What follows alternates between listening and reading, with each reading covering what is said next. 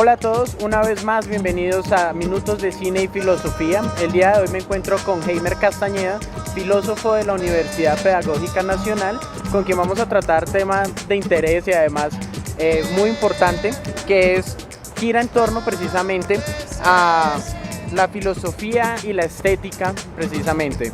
Heimer, buenas tardes y bienvenidos a Minutos de Cine. Vale, buenas tardes, muchas gracias por la invitación y pues un gusto estar otra vez acá en Minutos de Cine y Filosofía.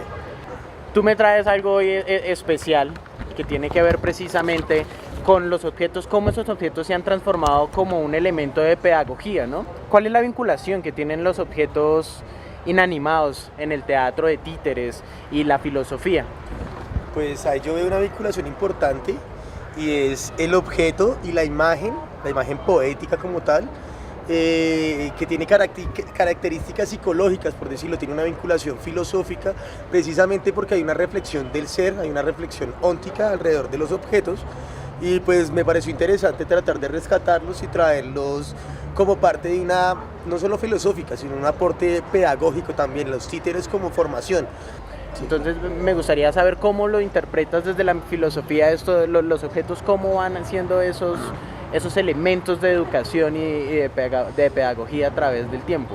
No nos vamos a remontar a la genealogía de la historia de los títeres, sino como una genealogía de cómo los colombianos o cómo acá en Latinoamérica comenzamos a tener contacto desde la experiencia con los títeres, ¿listo?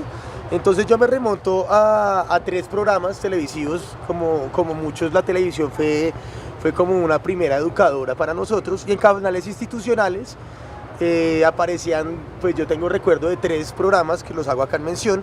El primero es El Tesoro del Saber, que entre el 82 y el 87 comenzó a aparecer, y que era lo que hacía, hablar sobre temas, por ejemplo, científicos, temas de biología, temas de sociales, pero vinculándolos con una historia, y la historia giraba alrededor de una granja. No sé si algunos se acuerdan del Tesoro del Saber. En la granja habían animales, y esos animales eran títeres, básicamente, y había una relación entre títeres y humanos. Después me remonto a 2 programas muy conocidos, que es Niños en Crecimiento, no sé si lo han visto, de hecho le han hecho bastantes memes en Facebook al Miquito, sí, de Niños en Crecimiento. Japonés. Entonces lo que nos contaba este programa japonés era lo que pasaban niños de una escuela en un puerto. Entonces lo que nos colocaba eran situaciones éticas y morales, donde cada uno de sus personajes tenían que vincularse. En este programa me gusta mucho ese elemento ético, porque inmediatamente nos vincula con el ámbito filosófico, y en donde nos pone a los niños a pensarnos, de alguna manera nos pone a pensarnos cómo debemos actuar en ciertas situaciones, por decirlo así. Y el último que voy a mencionar es Las aventuras de Kiko, Taro y Kika. Kiro, Tato y Kika eran una sección que comenzó a aparecer en el programa de Nopo y Gonta, o Puedo Hacerlo Yo.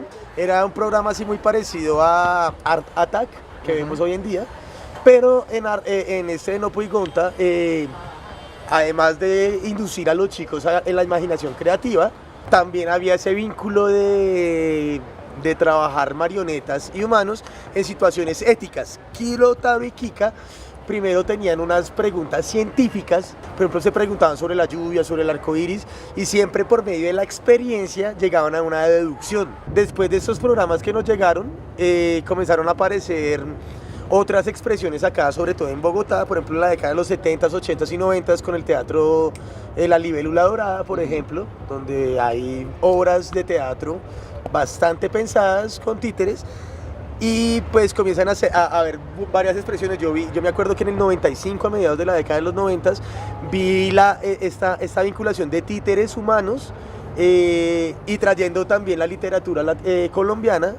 Yo vi una obra que se llamaba A la diestra de Dios Padre, una adaptación al teatro de Tomás Carrasquilla, este costumbrista colombiano. Entonces comenzamos a ver que esta influencia de programas exteriores como El Tesoro del Saber y estos programas japoneses, pues sirvieron como de materia prima para impulsar la creación de nuestras propias formas de pensar. Te pido un momento para que sigamos hablando de este tema que está muy interesante. Vamos a un pequeño corte de comerciales y ya volvemos con más Minutos de Cine y Filosofía. Vale, gracias.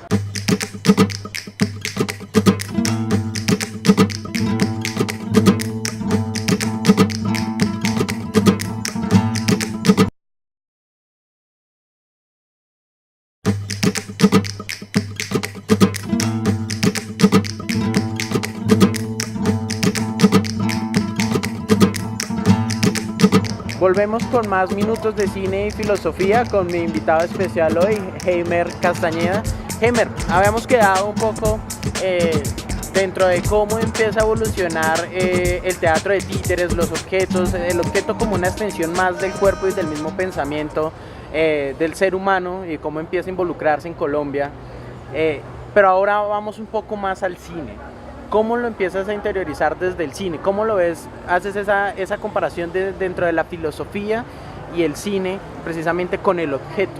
Listo, con el objeto pues yo comienzo a ver dos características en el cine, es que comienzan a llegar después de esta onda de programas, después de esta ola de títeres que va llegando, comienzan a aparecer una serie de películas en donde comienzan a vincularse los objetos inanimados. Una de esas películas es del 93, perdón, Nightmare Before Christmas, una pesadilla antes de Navidad, o como la conocemos acá, El extraño mundo de Jack. En esta película hay algo muy curioso, es que ya cambia la dinámica del héroe. El héroe ya no es el héroe como tal, sino el villano. El villano, el antihéroe se va tornando héroe. Y comienzan a haber unas dinámicas con el destino. Acá Jack es por decirlo así, el rey del Halloween. Y su destino es quedarse como el rey del Halloween. Algo muy normal en el expresionismo alemán que maneja precisamente Tim Burton, ¿no? Ajá. De tener ese personaje muy oscuro, pero que además tiene su corazoncito que, sí, por decirlo de esa forma, pero que al final va a resultar siendo el héroe de la historia, ¿no? Es como muy de esa onda, ¿no? Como ese a la vez como precisamente es un objeto, ¿no? Tenemos un muñeco, por decirlo así. Movimiento que está mostrando sentimientos. Exacto, que los está exteriorizando. Acabo de repetirme algo que decía Gastón Bachelard, y es que el objeto también, o sea, no es solamente un objeto como tal, sino un objeto, no un objeto que se mueve, sino un objeto que se le da vida. Y al darle vida, pues se llena de sentido y se llena de significados. Entonces, precisamente con esta cuestión del héroe veo también un punto característico que está en la mitología griega y en la filosofía, que es el destino. De alguna manera hay un vínculo entre el títere, el hilo imaginario, y la manipulación, el destino. Estamos determinados. ¿Cómo estamos determinados? Entonces comienza a ver ese tema ahí como repetitivo en el cine, en el teatro, el del destino. Y entonces yo comienzo pues a meter otras dos películas en el texto que te mencionaba. Meto dos películas interesantes. La primera es una película llamada El Fausto. Mezclo El Fausto y Alicia, que son dos películas del checo Janes Backmayer. Y la segunda, que es en John Malkovich, que también la temática central es sobre marionetas, el destino, pero ahí también le va a dar otra interpretación filosófica. Que es precisamente cómo estaríamos o cómo somos también manipulados en nuestras vidas cotidianas, en nuestra realidad. Es como esos hilos mágicos que están ahí constantes de que te dicen hacia dónde tienes que ir y hacia dónde tienes que hacer, marchar, nace, crece, Julio late y muere, como la canción de la pestilencia. Sí, claro. Una vaina así, sí, o sea, cómo todo determina tu destino, ¿no?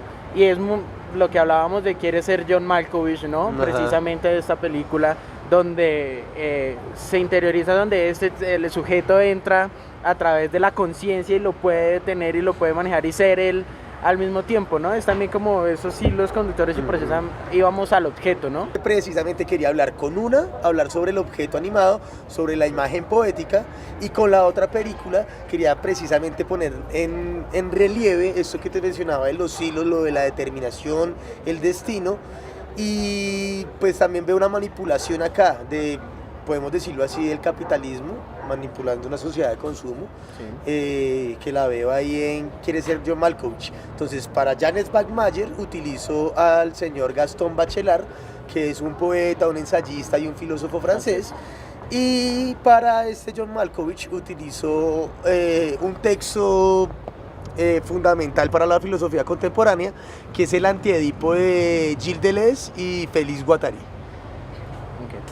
Entonces, volvemos otra vez, vamos a cortar un momento, vamos a un corte de comerciales y ya volvemos con más minutos de cine.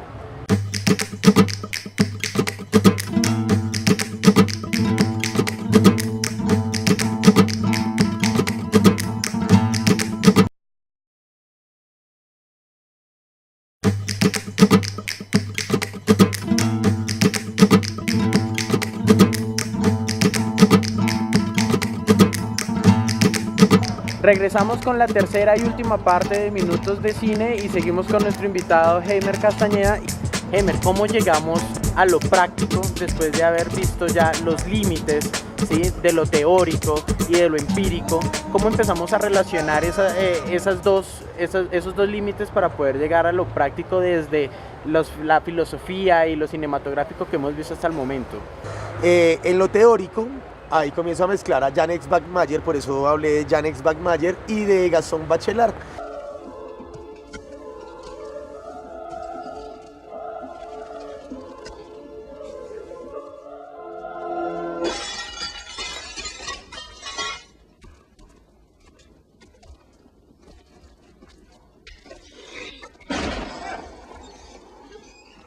Jan X. Bachmayer comienza a hablar de los objetos y creo que ya lo había mencionado, los objetos no solamente se mueven, yo no solamente tengo este vaso y lo muevo. El objeto inanimado que busca ser una imagen poética, que busca tener un sentido y un significado, no solamente está ubicado en la esfera del movimiento, sino en la esfera de lo vivo. Esto tiene que tener una vida y tiene que tener un sentido y un significado para comenzar a tener un vínculo con uno. Jan X. Bachmayer comienza a hacer, él tiene un decálogo en donde comienza a mezclar lo surrealista con lo óntico, lo del ser, y entonces comienza a darse cuenta que los objetos tienen su ser. Para contar la historia, por ejemplo, de la matera, no solamente es la relación del humano con la matera, sino cómo es la vida de la matera, cómo la mata que está dentro comienza a crecer. Que es precisamente lo que hace en el Fausto, ¿no? Que es ese cómo le da vida y cómo se volvemos otra vez, es que estamos muy semióticos hoy, sí, precisamente por el tipo de películas que estamos viendo, pero cómo él empieza a darle esa vida y empieza a lo que dices precisamente, de que no se vuelva ese objeto que lo movemos nomás, sino que ese objeto se vuelva, que tenga una vida, que tenga una caracterización del mismo. Es correcto, y fuera de esa caracterización que vos dices en los objetos, por ejemplo en el Fausto, toda la película del Fausto está hecha con marionetas. Si hasta el ser humano que representa el Fausto en un momento llega y se ve transformado en una marioneta y quiere salirse de esos límites que le impone la marioneta. Por eso Jan X. Bachmayer comenzó a utilizar hacer un cine surrealista, en donde también están los elementos del inconsciente, los elementos psicológicos, y comienzan a salir a flote. Entonces lo que dice, o sea, en esa novedad, en esa actividad de la imagen poética, pues los objetos tienen un dinamismo propio y tienen una ontología propia. En ese sentido o sea, en esa ontología del ser también hay un aspecto psicológico, y con ese aspecto psicológico voy a pasarme rápidamente a la película de John Malkovich, quiere ser John Malkovich, y en esta película aún más se ven los aspectos psicológicos. On the half floor of the Merton Plummer Building. My name is Craig Schwartz, and I had an interview with Dr. Lester. Please have a seat, Mr. Juarez. My name is Schwartz. My name is Schwartz. Which of these two letters comes first, this one or this one? The symbol on the left is not a letter, sir?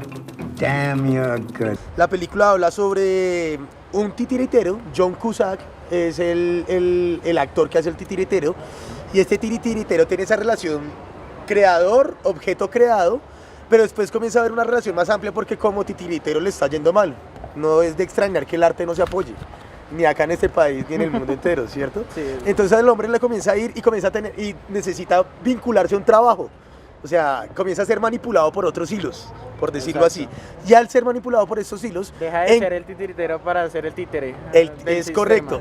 En una oficina del nuevo trabajo que este titiritero tiene, encuentra un túnel, y este túnel lo lleva al actor, al inconsciente o a la conciencia del actor John Malkovich.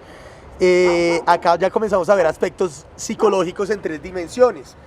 Primero, la relación dialéctica entre titiritero-títere, la relación dialéctica entre empleador-empleado, y la relación entre sujeto inconsciente y otros hilos que lo están manipulando. Por eso me remito a Gilles Deleuze y Guattari, porque ellos comienzan a ver que el capitalismo es una máquina tan bien armada que ha cogido el deseo individual y el deseo colectivo y nos manipula con él por medio de la economía. Entonces comenzamos a ver una manipulación mucho más grande y en eso también vemos el antiedipo, precisamente es una triangulación edípica y en la película constantemente la vemos, el deseo, el hombre desea a su compañera de la empresa, por eso se la quiere follar, pero de pronto no se la folla de esa manera, sino que tiene que entrar en la mente de Cusack, de Malkovich, para poder ejecutarlo. Entonces tengo que entrar en el ser del otro para ser aceptado en la sociedad. ¿Quién tengo que ser? El titiritero comienza a decir, comienza a cobrar.